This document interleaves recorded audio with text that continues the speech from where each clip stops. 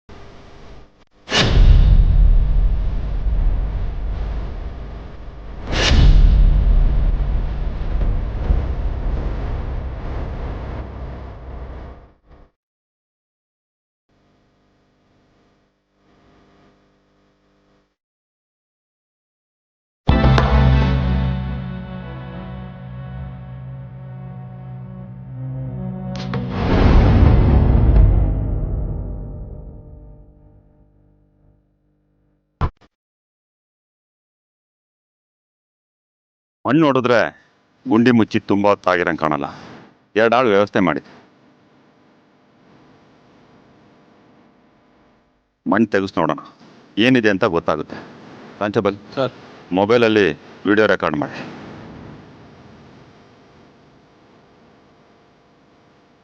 ಏನ್ರೆ ಇಬ್ರು ಆಳ್ಗಳನ್ನ ಕರ್ಕೊ ಹೋಗಿ.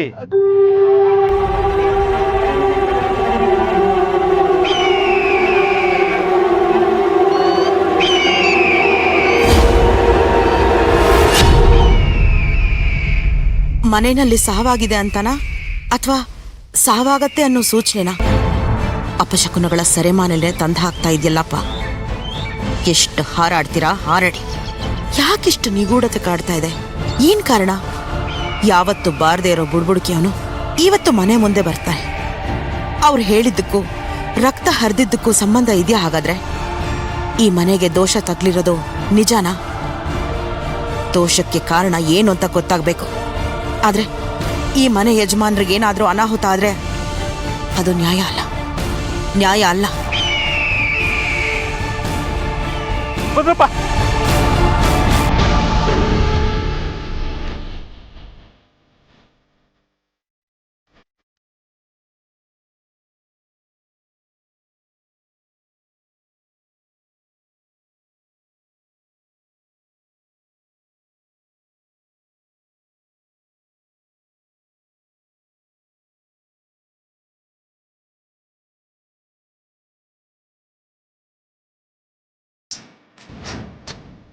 ಏಯ್ ಸರ್, ಏನ್ರಿ ನೋಡ್ತಾ ಇದ್ದೀರಾ? ಮೊಬೈಲಲ್ಲಿ ರೆಕಾರ್ಡ್ ಮಾಡಿ. ಸರ್,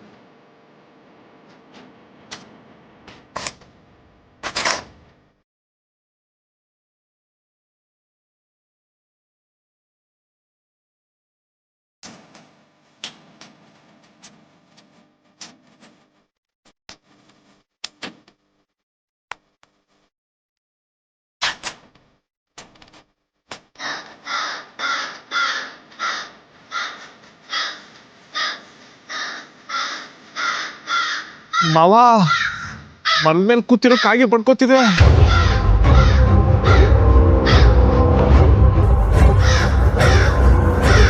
ಅಳಿ ಅಂದ್ರೆ ಏನೂ ಆಗೋದಿಲ್ಲ, ಸ್ವಲ್ಪ ಸುಮ್ಮನೆ ಇರಿ.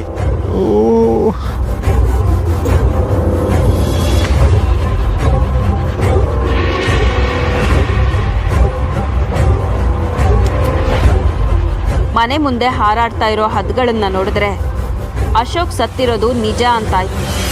ಇನ್ ಸ್ವಲ್ಪ ಹೊತ್ತಲ್ಲೇ ಗುಂಡಿಲಿ ಅಶೋಕ್ ಹೆಣ ಸಿಗತ್ತೆ. ಎಲ್ಲರ ಆಕ್ರಂದನ ಮುಗಿಲ್ಮುಟ್ಟತ್ತೆ.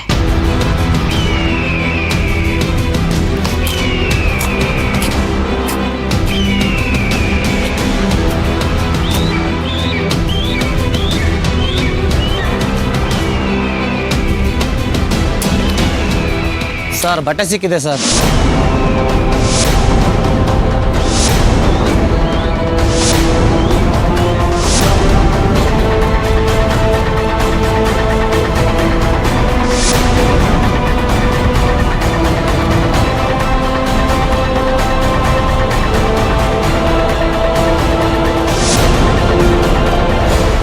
ಸ್ವಲ್ಪ ಮಣ್ಣು ತೆಗೀರಿ.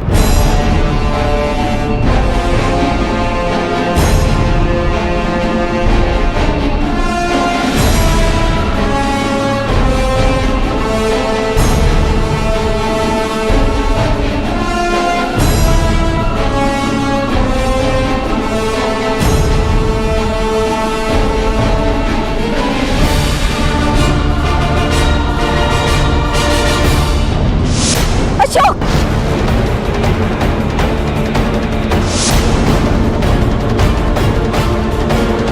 ಆ ಟೀ ಶರ್ಟ್ ಅಶೋಕ್ದು. ಅಶೋಕ್,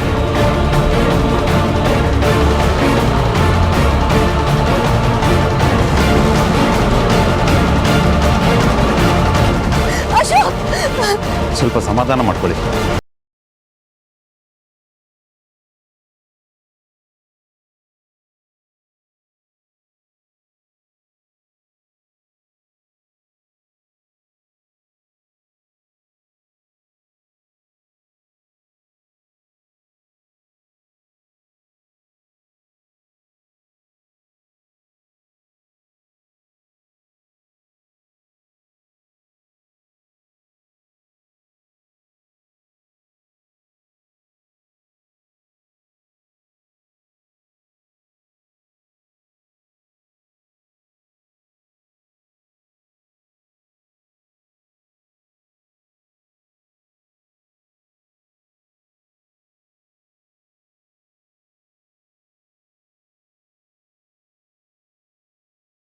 ಬಾಡಿ ಇದೆ ಅನ್ನಿಸ್ತಾ ಇದೆ.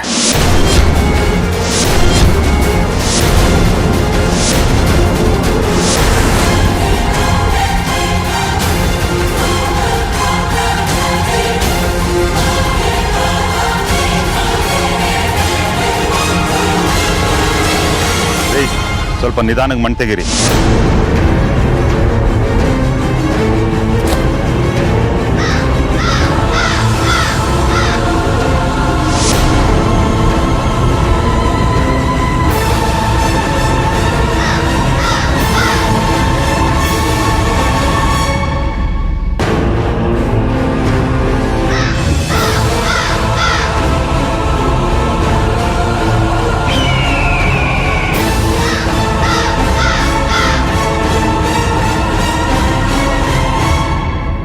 ಸರ್ ನೆಲ ಗಟ್ಟಿ ಇದೆ, ಮುಂದೆ ಗುಂಡಿ ತೆಗೆದಿರೋದು ಡೌಟು ಸರ್.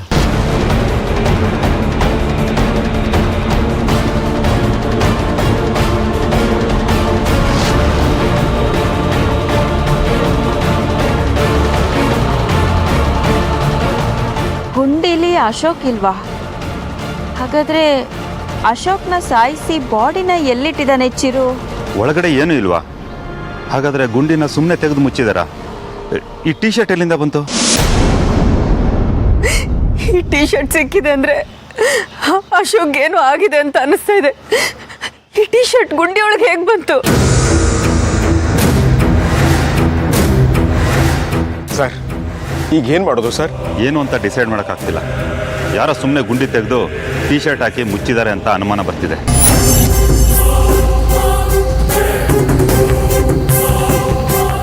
ಯಾವ ಹುಚ್ಚರು ಈ ಕೆಲಸ ಮಾಡೋದಿಲ್ಲ.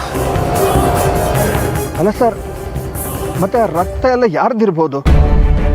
ಆ ರಕ್ತ ಯಾರ್ದು ಅಂತ ಗೊತ್ತಾದ್ರೆ ಅಶೋಕ್ ಬಗ್ಗೆ ಸುಳ್ಳು ಸಿಗ್ಬೋದು. ಅಶೋಕ್ ಬ್ಲಡ್ ಗ್ರೂಪ್ ಯಾವುದು ಅಂತ ಗೊತ್ತಾ? AB negative. ರಕ್ತ ಯಾರ್ದು ಅಂತ ಪತ್ತೆ ಹಚ್ಚೋಣ. ಲ್ಯಾಬ್ ಕಳಿಸ್ತೀನಿ. ಅಲ್ಲೇನಾದರೂ AB ನೆಗೆಟಿವ್ ಅಂತ ಬಂದರೆ ಅಶೋಕ್ದೆ ಅಂತ ಕನ್ಫರ್ಮ್ ಮಾಡ್ಕೋಬೇಕಾಗುತ್ತೆ.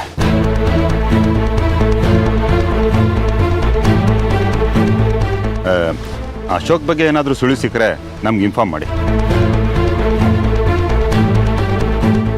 ಕಾನ್ಸ್ಟೇಬಲ್ ಸರ್, ಬ್ಲಡ್ ಸ್ಯಾಂಪಲ್ ತಗೊಳ್ಳಿ. ಸರಿ ಸರ್, ನಾವಿನ್ನು ಹೊಡ್ತೀವಿ.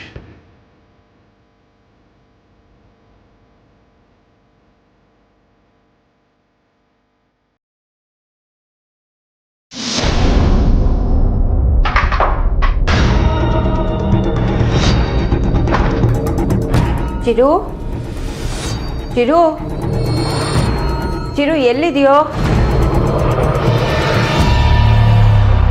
ಚಿರು, ನಿಮ್ಮಪ್ಪ ಕಾಣ್ತಾ ಇಲ್ಲ ಕಣೋ. ಎಲ್ಲಿದನೋ, ಏನಾಗಿದನೋ? ಮನೆ ಮುಂದೆ ರಕ್ತ ಬೇರೆ ಬಿದ್ದಿತ್ತು. ತೋಟದಲ್ಲಿ ಗುಂಡಿ ಬೇರೆ ಬಗ್ದಿದ್ರು ಕಣೋ. ಆದರೆ ಅದ್ರಲ್ಲಿ ನಿಮ್ಮಪ್ಪ ಮಾತ್ರ ಇರಲಿಲ್ಲ. ಯಾವ ಟೈಮ್ನಲ್ಲಿ ಬೇಕಾದರೂ ಬರಬಹುದು. ನಾಟಕನ ಕಂಟಿನ್ಯೂ ಮಾಡೋಣ.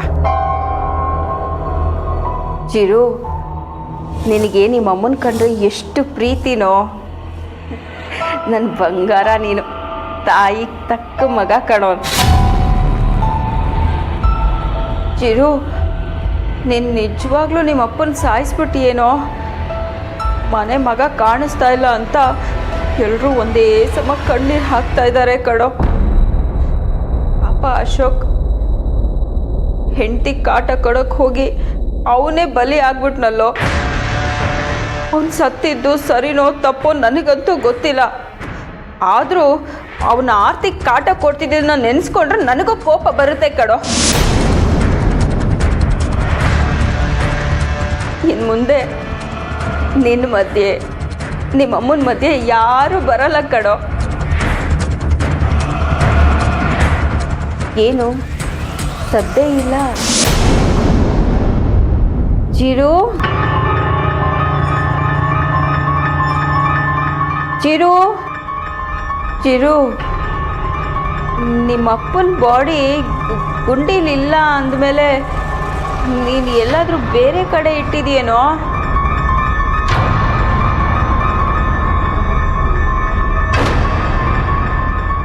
ಅಯ್ಯೋ, ಕಣ್ಣೀರೆಲ್ಲ ವೇಸ್ಟ್ ಆಯ್ತು.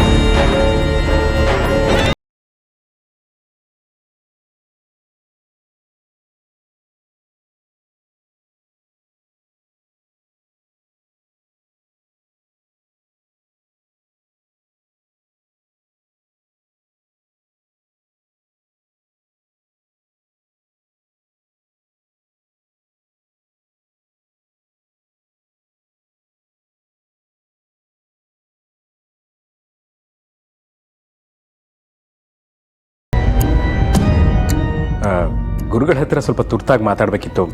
ಅದಕ್ಕೆ ಅವ್ರು ಬಿಡುವಿದರ ಏನು ಅಂತ ತಿಳ್ಕೊಳ್ಳೋಣ ಅಂತ ಫೋನ್ ಮಾಡಿದೆ.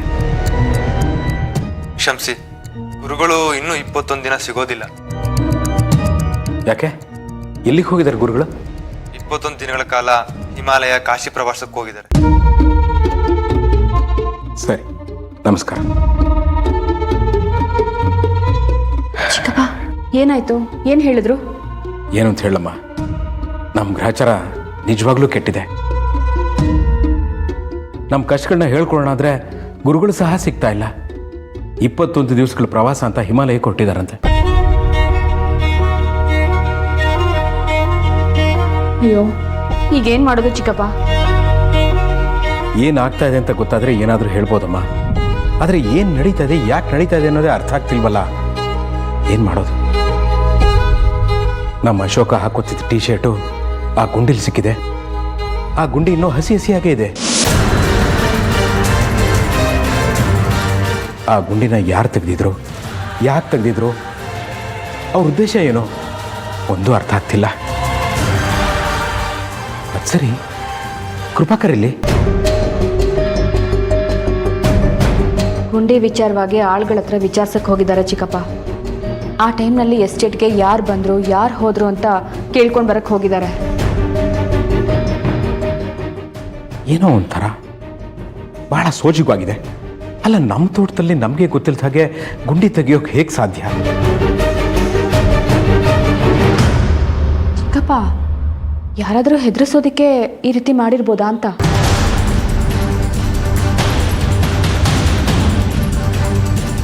ಗುಂಡಿ ತೆಗೆದು ನಮಗೆ ಭಯ ಪಡಿಸೋಂಥವ್ರು ಯಾರಮ್ಮ ಇದ್ದಾರೆ? ಅದ್ರ ಅಗತ್ಯ ಆದರೂ ಅವ್ರಿಗೇನಿದೆ? ಇದೆಲ್ಲ ಕಾರಣದ ಶಕ್ತಿಯ ಪ್ರಭಾವ ಅಂತ ಅನ್ನಿಸ್ತಾ ಇದೆ.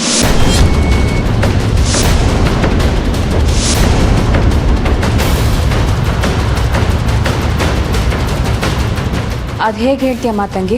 ರಕ್ತ, ಗುಂಡಿ ಇದೆಲ್ಲ ಅಪಶಕನದ ಮುನ್ಸೂಚನೆ. ಕಾಗೆ ಹದ್ದುಗಳು ಹಾರಾಡೋದು ಸತ್ತವ್ರ ಮನೆ ಮೇಲೆ ಮಾತ್ರ. ಮಾತಂಗಿ, ನಿಮ್ಮ ಮನ್ಸಿಗೆ ನೋವು ಮಾಡಬೇಕು ಅಂತ ಹೀಗೆಲ್ಲ ಮಾತಾಡ್ತಾ ಇಲ್ಲ ಅಮ್ಮೋರೆ. ಈ ನಿಗೂಢತೆಯ ಸುತ್ತ ಏನೆಲ್ಲ ನಡೀತಾ ಇದೆ ಅಂತ ಯೋಚನೆ ಮಾಡಿದಾಗ ಇದೆಲ್ಲ ತಲೆನಲ್ಲಿ ಬರುತ್ತೆ. ಅಂದರೆ ನಮ್ಮ ಅಶೋಕನ್ಗೆ ಏನಾದರೂ ಆಗಿದೆ ಅಂತ ಅರ್ಥ.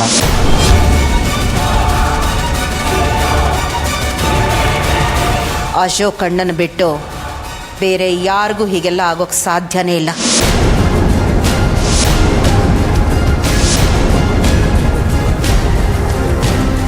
ಮಾತಂಗಿ, ಏನು ಹೇಳ್ತಾ ಇದ್ದೆ ನೀನು? ಕೃಪಾಕರಣ್ಣ ಫೋನಲ್ಲಿ ಯಾರ ಹತ್ರನೋ ಮಾತಾಡ್ತಿದ್ದಾಗ ಅಶೋಕ್ ಅಣ್ಣ ಮನೆಗೆ ಬರ್ತಾ ಇದ್ದಾರೆ ಅಂತ ಹೇಳಿದ್ರಲ್ವಾ? ಮತ್ತೆ ಯಾಕೆ ಅಶೋಕ್ ಅಣ್ಣ ಇನ್ನೂ ಮನೆಗೆ ಬಂದಿಲ್ಲ?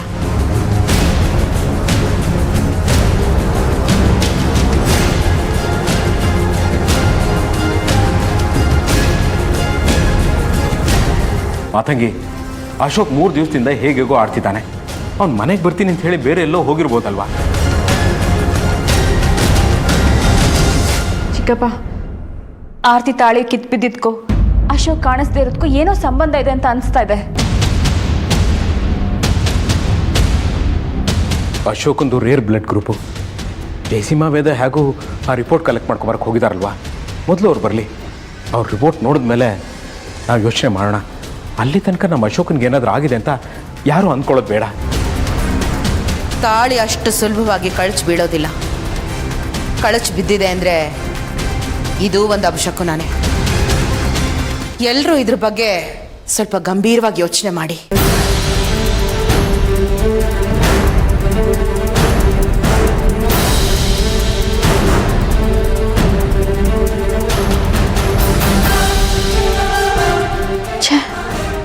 ಯಾಕೋ ನಮ್ಮ